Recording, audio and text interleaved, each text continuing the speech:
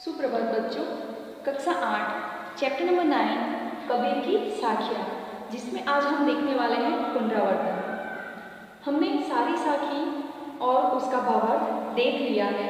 आज मैं उसमें कुछ एग्जाम्पल देना चाहूँगी जिससे आपको ये अच्छे से याद हो जाए। तो देखते हैं हम पहले साखी। जाति न पूछो साधु की, पूछ लीजिए ज्ञान, मोल करो तलवार का, पड़ा रहन दो म्यान।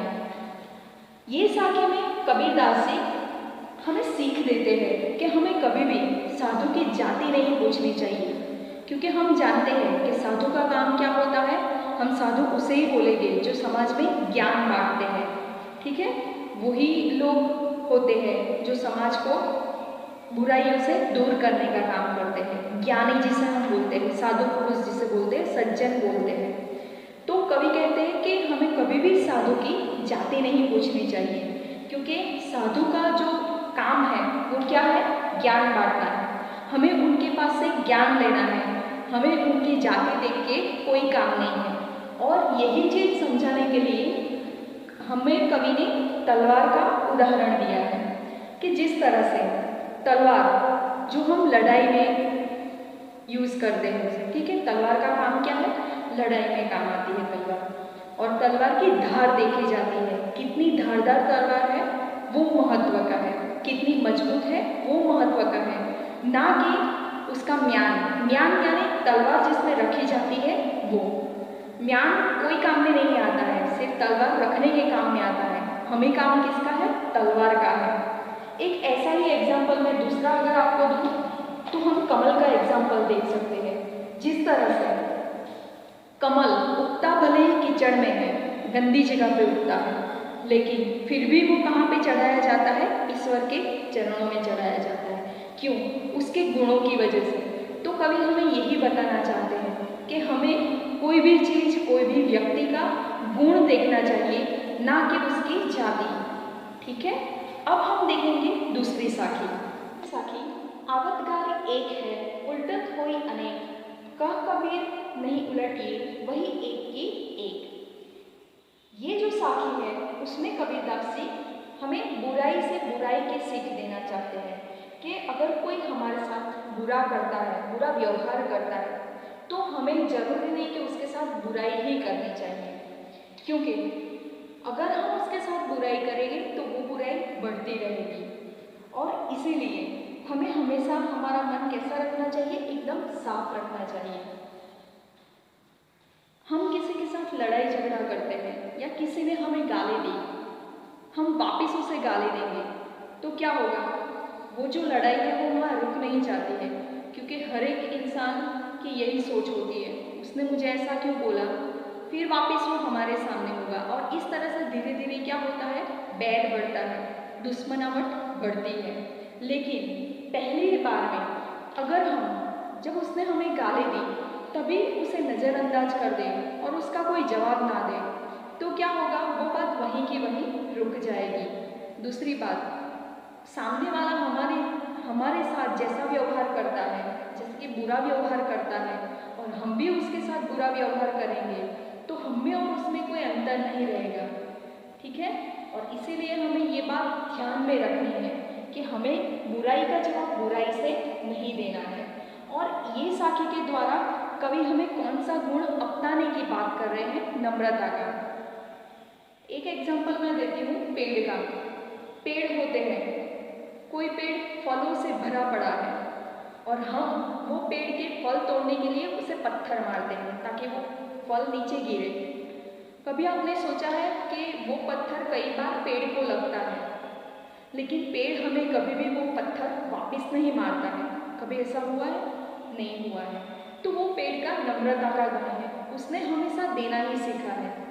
कवि हमें भी यही गुण अपनाने की बात करते हैं कि अगर कोई हमारे साथ बुरा करता है, जरूरी नहीं कि हम उसके साथ बुरा ही करें, क्योंकि बुराई करने से बुराई और बढ़ती है।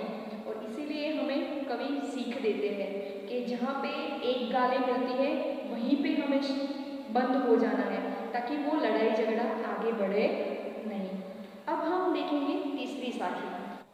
माला तो कर में फिरे, जिबिन मनुआ तो दम दिसे फिरे, यह तो सुमिरन नाही। इसमें कवि ने क्या कहा है? कमजोर व्यक्तियों की बात की है।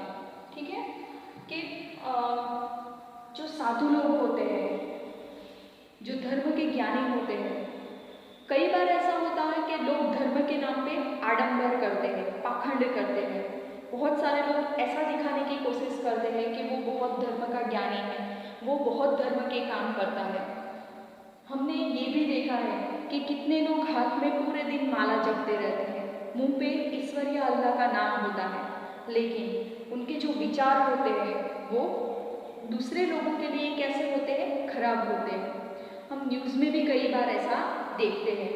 कभी यही चीज़ हमें मना कर रहे हैं कि हमें, अगर हम ईश्वर का नाम ले रहे हैं, माला जप रहे हैं, तो हमारा मन भी पूरी तरह किस में लगा हुआ होना चाहिए? उसी काम में लगा हुआ होना चाहिए। फिर आप माला लेके तो बैठे हो, ईश्वर का नाम भी ले रहे हो, लेकिन आपका मन 10 दिशाओं में घूम रहा है, तो फिर वो मंत्र जाप, वो ईश्वर तक पहुंचने का जो आपका काम है वो बिना कोई मतलब का रहेगा। क्योंकि हमें ईश्वर या अल्लाह की प्राप्ति कैसे होती है? सहजता से होती है। आप ये सब नहीं भी करोगे और अपना मन या हृदय स्वच्छ रखोगे, साफ रखोगे, तो भी आपको ईश्वर मिलने वाले हैं। क्योंकि अल्लाह, खुदा या ईश्वर हमें कभी ऐसा नहीं कहता कि पूरे दिन मेरा नाम लेके तू बैठा है तो ही मेरी कृपा तुझ पे बरसेगी। यही साखी आप पे भी लागू होती है स्टूडेंट्स, कि जब आपको घर में से या स्कूल में से टीचर बोलते हैं कि पढ़ाई करो, घर में भी टोकते रहते हैं कि पढ़ो, थोड़ा पढ़ लो, और आप अपने पेरेंट्स को या टीचर को दिखाने के लिए क्या करते हो? बुक लेके बैठ जाते हो। आपका मुख भी बुक की तरफ है, लेकिन आप अपना दिमाग कहीं और दौड़ा रहे हैं। जैसे अभी मेरा फ्रेंड ये कर रहा होगा, मेरा फ्रेंड वो कर रहा होगा, इसके बाद मुझे ये करना है, वो करना है। अगर ऐसी पढ़ाई आप 10 घंटे भी करोगे और उसमें से आपको आधे घंटे की पढ़ाई भी याद नहीं रहेगी, तो वो 10 घंटे आपके जीवन के क्या हुए? व्यर्थ हुए। क्योंकि अगर आप मन लगा के आधा घंटा भी पढ़ते हो तो वो आपके लिए ज़्यादा अच्छा होगा, ना कि वो 10 घंटे वाली पढ़ाई जिसमें आपको कुछ भी याद रखना नहीं है। तो ये चीज़ आपको भी याद रखनी है कि हम जो भी काम करें वो पूरे दिल से और पूरा मन लगा के करें। अब देखते हैं हम नेक्स्ट। कबीर घास न नेंदिए जो पाँव तले होई, उड़ी पड़े जब आँखी में खरी दुहेली होई। ये साखे में कबीरदास कमजोर व्यक्तियों की बात करते हैं। हम समाज में देखते हैं, हमारे समाज में ऊंच नीच, छोटा बड़ा बहुत सारे भेदभाव चलते रहते हैं। कई लोग खुद को बहुत ऊंचा समझते हैं, कई लोग दूसरे व्यक्तियों को कमजोर समझते हैं। और कबीरदास जी कहते हैं कि हमें समाज में कोई भी व्यक्ति या किसी भी इंसान को ऊंचा या नीचा समझना नहीं चाहिए, क्योंकि हम जानते हैं कि सारे इंसान, ये पूरी दुनिया किसने बनाई है? ऊपर वाले ने बनाई है। और जब हम ऊपर से यहाँ पे आए हैं तब हमने ये सारे भेदभाव तय किए हैं। आपने कभी देखा है कि ये धर्म के लोगों का खून अलग हो, वो धर्म के लोगों का खून अलग हो? नहीं, ये सारे भेदभाव हमारे बनाए हुए हैं। ये ऊंचा है, ये नीचा है, वो कभी ऊपर वाले ने नहीं बताया है, क्योंकि उसके लिए हम सब एक समान हैं। ये सारे भेदभाव हम इंसानों के बनाए हुए हैं। तो कवि ऐसा ही कहते हैं कि ऊंच नीच के भेदभाव हमें नहीं रखने चाहिए। और एक बात कि किसी भी व्यक्ति को वो कमजोर है ऐसा समझ के उसे नीचा नहीं दिखाना चाहिए, क्योंकि ये चीज़ समझाने के लिए उन्होंने एक घास के छोटे से टुकड़े का उदाहरण दिया है कि घास का छोटा सा तिनका, सूखा हुआ जो घास का टुकड़ा है, वो हमारे पैरों के नीचे कई बार कुचला जाता है, क्योंकि हमारे लिए वो तुच्छ है, मामूली है, उसका कोई मूल्य नहीं है। लेकिन अगर वही घास का टुकड़ा हमारी आंखों में गिरता है तो वो घास का टुकड़ा हमारी आंखों को बहुत पीड़ा देता है, दुख देता है। और जब तक वो घास का टुकड़ा निकलता नहीं है तब तक हमारा ध्यान भी कहाँ पे रहता है? आँख में रहता है। ठीक है, तो इसीलिए वो छोटा सा घास का टुकड़ा जिसे हमने कमजोर समझा था, वो अगर हमें पीड़ा दे सकता है तो ऐसे ही समाज के जो जिसे हम कमज़ोर समझते हैं, अगर उनको हम कुचलने की कोशिश करेंगे तो वो भी घास के टुकड़े की तरह हमें पीड़ा या दुख दे सकते हैं। और इसीलिए हमें इसमें समानता का बोध मिला है कि हमें सबको एक समान देखना चाहिए। नेक्स्ट,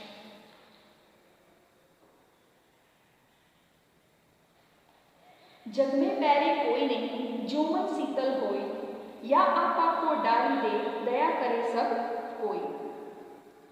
इसमें कबीरदास जी क्या कहते हैं कि कोई किसी का बैरी नहीं होगा, लेकिन कब बैरी मतलब शत्रु।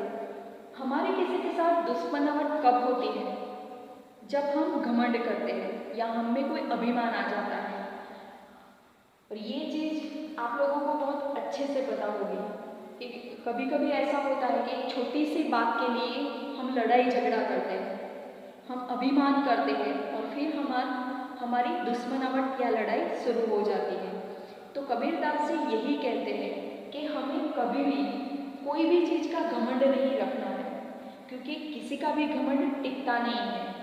घमंड वाला स्वभाव भी हमारे लिए अच्छा नहीं है, लेकिन हमें हमारे मन को कैसा रखना है? शीतल, एकदम शांत रखना है।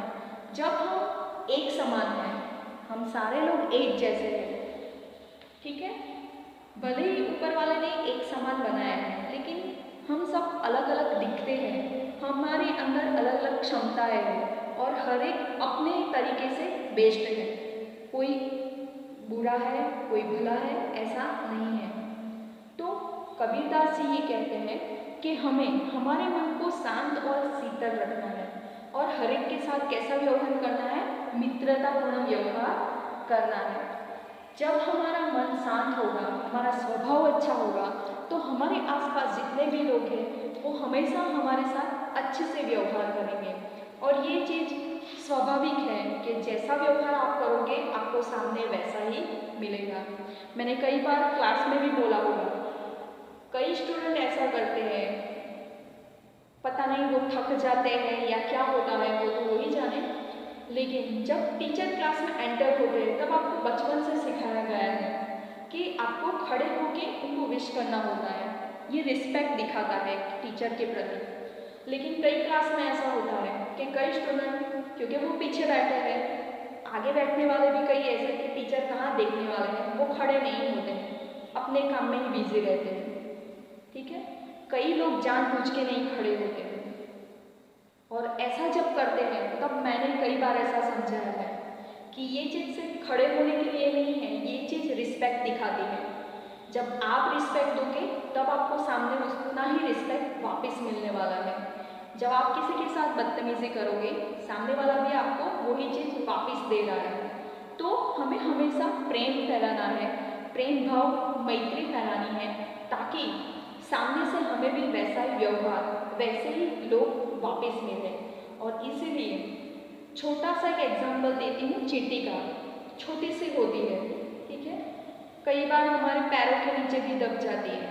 छोटा सा जीव है, उसका कोई महत्व नहीं है, लेकिन हमें उसे नज़रअंदाज नहीं करना चाहिए, क्योंकि वो भले कई एनिमल के पैरों में, कई पशुओं के पैरों में रौंदी जाती है, लेकिन जब वही एनिमल मर जाते हैं, वही पशु जब मर जाते हैं, तब उनको खाने के लिए वो चींटी ही आती है। कहने का मतलब कि समय हर किसी का आता है, आज उसका समय अच्छा है, कल हमारा भी आएगा। तो ऐसा नहीं है कि जब हमारा समय चल रहा है तब हम अभिमानी हो जाएं, जब हम सुख में हैं, बहुत अच्छा समय चल रहा है, तब हम अभिमानी हो जाएं और दूसरे लोगों को घमंड करके हम नुकसान पहुंचाएं। ऐसा नहीं करना चाहिए, क्योंकि हर एक का समय आने वाला है और घमंड एक ऐसी चीज़ है जो हमारा नाश करने के लिए काफ़ी होती है। और इसीलिए कवि कहते हैं कि हमें अभिमान या घमंड कभी नहीं करना चाहिए, बल्कि हमेशा मन को शांत, हृदय को स्वच्छ रख के सबके साथ मित्रतापूर्ण व्यवहार करना चाहिए। स्टूडेंट्स, आपको इसके अलावा कोई एग्जाम्पल मिले हो तो मुझे आप वो जो लिखने वाले हो नोटबुक में, उसमें वो एग्जाम्पल लिखना। अगर नहीं मिले तो ये एग्जाम्पल भी आप लोग लिख सकते हो। धन्यवाद।